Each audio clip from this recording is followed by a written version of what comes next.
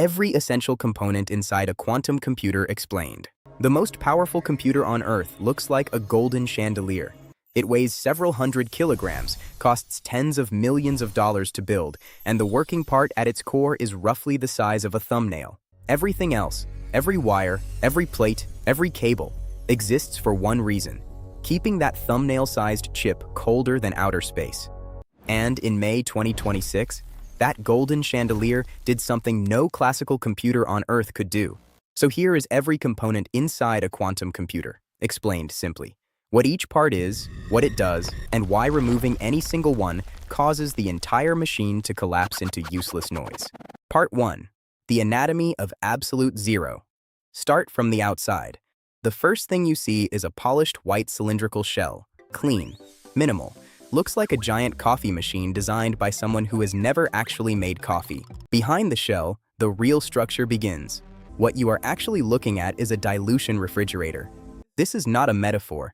It is a literal refrigerator, a series of nested copper plates, each one progressively colder than the last, stacked concentrically like the layers of an onion. The outermost plate sits at roughly 77 Kelvin, which is about minus 196 degrees Celsius. The next plate drops to 4 Kelvin, the next to 800 millikelvin, and the innermost plate, the one closest to the quantum chip, reaches 10 millikelvin.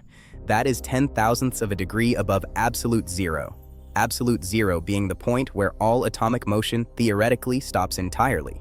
For reference, outer space sits at around 2.7 Kelvin. The inside of this refrigerator is 300 times colder than outer space, which means you could ship this machine to the moon and the moon would warm it up.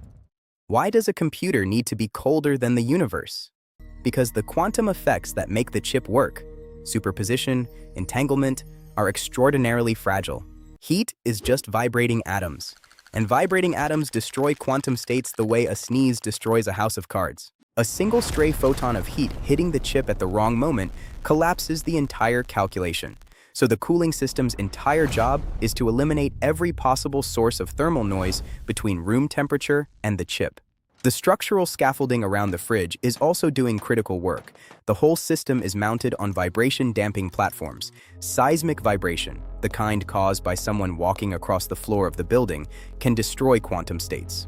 In some labs, the buildings themselves are designed to float on vibration-isolating foundations. Billions of dollars of infrastructure, specifically so that a researcher walking past a door doesn't ruin the calculation. Part 2. The qubit core and superconducting circuits. At the base of the refrigerator, cooled to 10 millikelvin, sits the quantum processor. In IBM's latest architecture, the Condor and Kookaburra chips, this processor contains over 1,000 physical qubits etched onto silicon germanium chips. A qubit is to quantum computing what a bit is to classical computing, with one critical difference. A classical bit is always either a 0 or a 1. A qubit can be 0, 1, or both simultaneously, a state called superposition. This is not magic, it is physics. And it is also the reason quantum computers are genuinely different machines, not just faster versions of what already exists. The qubits in superconducting quantum computers are built around something called a Josephson junction. This is a layer of insulating material so thin, just a few nanometers, that electrons can quantum mechanically tunnel through it without actually touching it.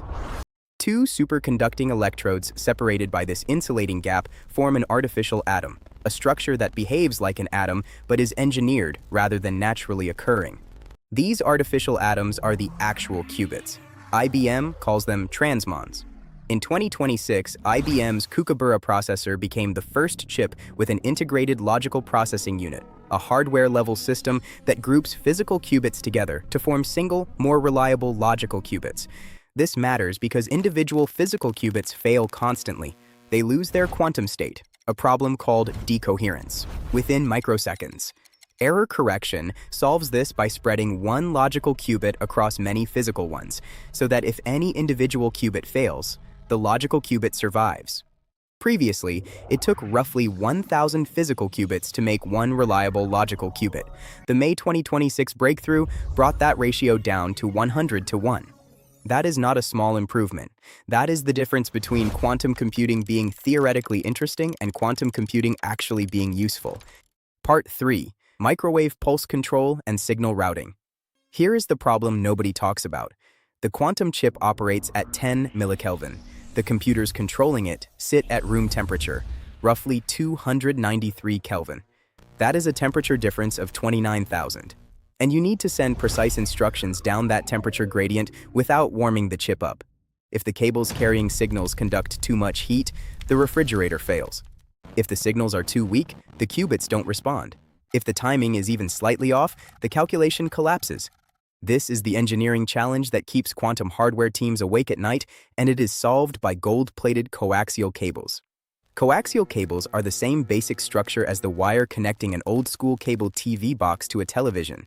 In a quantum computer, they carry microwave pulses, high-frequency electromagnetic signals, from the room temperature electronics down through each cooling stage to the chip. The cables are carefully engineered to conduct the microwave signal while minimizing heat conduction. They are also wrapped in microwave-absorbing material at each temperature stage, stripping out any thermal radiation before it can reach the chip. Hundreds of these cables run through the refrigerator, which is why the inside of a dilution refrigerator looks like someone dropped a bowl of golden spaghetti and decided it was fine. The microwave pulses themselves are the instructions. Each qubit has a specific resonant frequency, a frequency it naturally responds to, the way a tuning fork responds to its matching note. Sending a microwave pulse at exactly that frequency rotates the qubit's quantum state. A 90-degree rotation puts the qubit into superposition. A 180-degree rotation flips it from 0 to 1. A 360-degree rotation brings it back to its original state. Different pulses, different gate operations. Gate operations are the quantum equivalent of logic gates in classical computing, the basic building blocks of any calculation.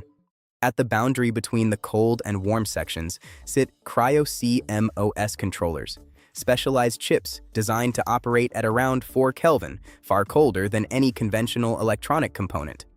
Their job is to generate and process the microwave pulses as close to the quantum chip as possible, reducing the length of cables that need to run the full temperature gradient. Less cable means less heat leakage means a more stable chip.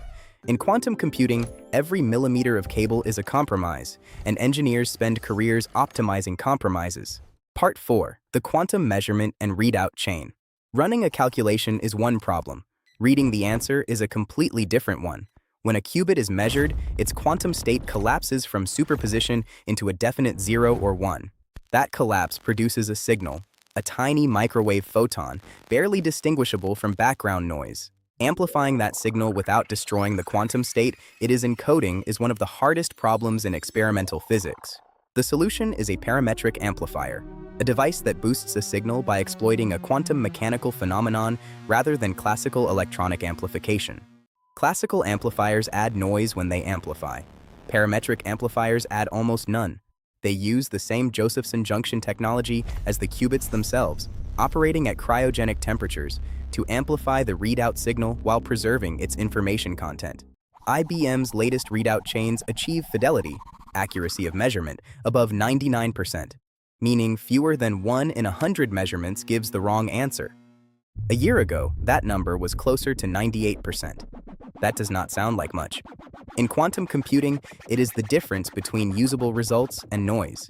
The amplified readout signal travels back up through the temperature stages, through the coaxial cables, through the copper plates, from millikelvin, back to room temperature. At room temperature, high-performance classical electronics capture and digitize the signal, converting the measurement result into a standard binary output, a 0 or a 1, that can be processed by conventional computers. The quantum computer does not replace the classical computer. It works alongside it. The quantum chip handles the calculations that classical hardware cannot. The classical system handles everything else, including interpreting the results and sending the next set of instructions back down.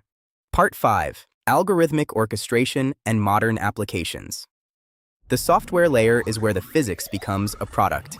Quantum algorithms, mathematical procedures specifically designed for quantum hardware, translate real-world problems into sequences of gate operations that the chip can execute. Writing a quantum algorithm is not like writing code for a regular computer. It requires understanding both the problem and the specific error characteristics of the physical chip running it. IBM's Qiskit and Google's Cirq are the dominant frameworks for this translation layer. the compilers that convert high-level quantum programs into the precise microwave pulse sequences the hardware executes. What problems are quantum computers actually solving in 2026? The honest answer is specific ones, not general ones yet. IBM's Condor processor has demonstrated quantum advantage, outperforming the fastest classical supercomputers on specific optimization problems in logistics and supply chain management. A classical supercomputer cannot perfectly simulate the behavior of a single caffeine molecule because the quantum interactions between its 24 atoms create more computational states than there are atoms in the observable universe. A quantum computer can model it directly using the same quantum mechanics that governs the molecule. Drug discovery, materials science, and catalyst design are the three areas where utility-scale quantum computing is already producing results that classical hardware cannot replicate. The May 2026 breakthrough brought IBM and Google into what the industry is calling the fault-tolerant quantum computing era, the point where error correction is good enough that logical qubit calculations are genuinely reliable over extended sequences of operations.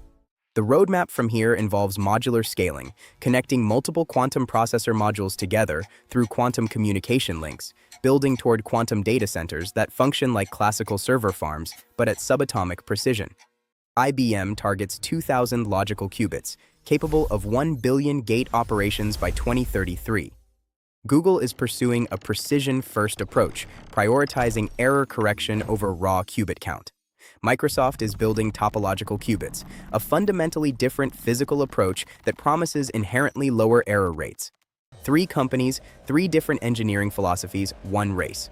The finish line is a general-purpose fault-tolerant quantum computer that can solve any problem faster than any classical machine. Nobody has crossed it yet, but as of 2026, for the first time, everyone can see it. Quick question. Did you ever expect to understand what a Josephson junction actually does? Drop it in the comments. And if this finally made quantum hardware make sense, the like button genuinely helps the channel.